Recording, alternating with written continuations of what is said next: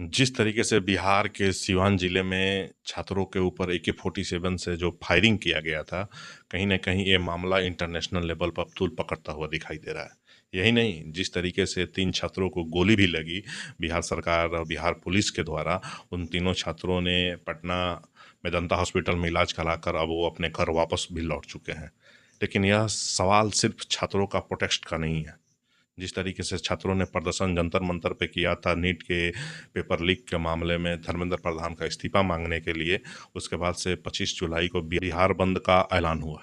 लेकिन जिस तरीके से बिहार बंद के ऐलान में सिवान, छपरा और गोपालगंज में जिस तरीके से पूरे बिहार में एक क्रूरता की तरफ छात्रों ने जो प्रदर्शन किया, कहीं ना कहीं इसके लिए बिहार सरकार भी दोषी है और भारत सरकार भी दोषी है। क्योंकि सिर्फ एक धर्मेंद्र प्रधान का इस्तीफा ही तो चाहिए पूरे नीट छात्रों का।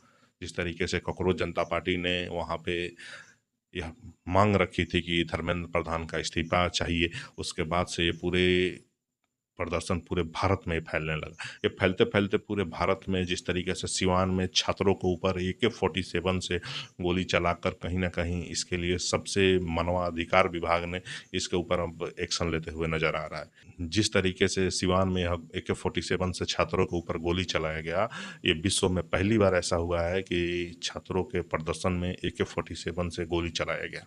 यही नहीं, जिस तरीके से छात्र ने अपना मांग रखने की कोशिश कर रहे थे दिल्ली के जंतर मंतर पर, लेकिन फिर भी भारत सरकार ने उनकी मांग ठुकराती गई। लेकिन लास्ट में जब देखा कि पूरे ये भारत में प्रदर्शन चालू हो गया नीट का, तब जाकर धर्मेंद्र प्रधान का इस्तीफा मिला। इस्तीफा ये नहीं मिला, लेकिन सबसे बड़ा सवाल ये छोड़ के चला गया कि मात्र छात्रों के प्रदर्शन के लिए क्या गोली मार देना सही है? मोदी सरकार में, बिहार में भाजपा की सरकार है। अब भाजपा की सरकार में छात्रों के ऊपर AK-47 से गोली चला दिया गया। कहीं न कहीं इसके ऊपर भी भारत सरकार और बिहार सरकार इसका ज़िम्मेदारी बखूबी जानता है कि कहीं न कहीं 2027 यूपी चुनाव और 2029 लोकसभा चुनाव पर कहीं न कहीं अब असर पड़ने वाला है। यही नहीं, जिस तरीके से AK-47 से गोली चला के कहीं न कहीं पूरे विश्व में भारत की हाय-हाय हो रही है। कहीं न कहीं इन छात्रों के द्वारा ये प्रदर्शन सही था, लेकिन सही को बिहार सरकार ने AK-47 से गोली चलाकर कहीं न कहीं सभी को शर्मनाक कर दिया।